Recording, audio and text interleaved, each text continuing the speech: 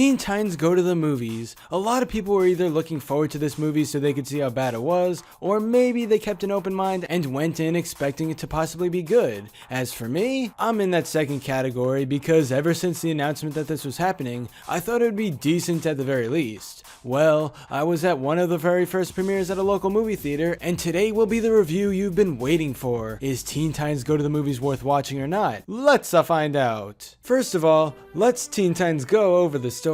As described by Warner Bros., it seems to the Titans that all the major superheroes out there are starring in their own movies, everyone but the Teen Titans that is. But de facto leader Robin is determined to remedy the situation and be seen as a star instead of a sidekick. If only they could get the hottest Hollywood film director to notice them. With a few madcap ideas and a song in their heart, the Teen Titans head to Tinseltown, certain to pull off their dream. But when the group is radically misdirected by a seriously supervillain and his maniacal plan to take over the Earth, things really go awry. The team finds their friendship and their fighting spirit failing, putting the very fate of the Teen Titans themselves on the line. Now, that story holds the right amount of meta humor to make this feel like Teen Titans Go, while also deviating a bit from the normal show's formula since it's in the form of a movie and couldn't be accomplished in a typical TV episode. Seeing all the other popular heroes not taking the Titans seriously made a lot of sense because they're always about dancing and eating and barely saving people properly. What's cool about the TTG movie that's different from the show is how the characters actually have development. There's some real emotional consequences to Robin's storyline, and while his team typically acts like their normal enthusiastic selves, this brand new side to Robin hasn't been seen before and helps make it feel like a unique movie separate from the loudness of the cartoon. There are many points in the story where you watch and think, okay, I know what's gonna happen next. The Titans will act stupid, do some battles against Slade, and then win the day in the very end. However, even though some parts of the movie are extremely predictable, it's still just a fun time to be had. If there's a battle, it's more exciting than you think.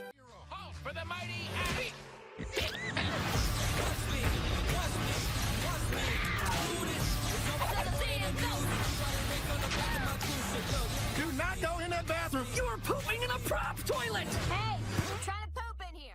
Plus, there were some moments that nobody could really see coming. Not gonna spoil what they are, but time travel is involved and it's amazing. The overall story of Teen Titans Go to the Movies isn't anything crazy good, but it's solid and a lot better than the typical TV episode of TTG. Okay, so the story is mostly alright and fits the style of these characters, and now let's move on to the comedy. Entering the theater, you'd assume that this is just filled with a bunch of uncreative fart jokes and random humor that makes no sense and would only be funny to young children. There are a few fart jokes which are lame and predictable, but also a bunch of other unique moments that'll legit make you laugh. Seriously, the comedy for the movie script was so much better than the cartoon, and you're in for some nice surprises if you do decide to watch. The animation for TTG to the Movies is basically the show but better and on a more massive scale, which honestly I described for the entire film. Everything has higher stakes, whether it be the villain, the massive amount of popular heroes going against the Titans, or the danger of the characters' lives. Not every single joke or moment in the film is a hit. In fact, there are quite a few that fit right into the randomness of the loud cartoon, but there are enough legitimately funny scenes to make it a nice laugh out loud movie. Would I recommend watching Teen Titans Go to the Movies if you aren't a huge fan of the show?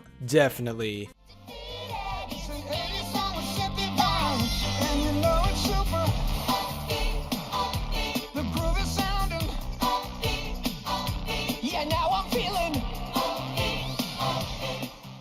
Don't go in expecting it to be amazing, but it's solid enough to be worth a watch. If you can get past a few easily foreseeable events and some stupid fart or diarrhea jokes, you'll find enjoyment in the rest of the movie, and I would say there's definitely more positives than negatives. Plus, the end credits scene is a major bonus and amazing for all fans of the early 2000s versions of the series. Oh yeah, and as a final side note, I really liked how the style kept changing throughout the movie. I'm not going to go into details because it'll be a bigger surprise for you, but they get really creative and that's always nice to see. But anyway, that's all for this video. Subscribe for more awesome cartoon videos. Give a thumbs up and comment below, let me know what you think. Thanks for watching, and I'll see ya.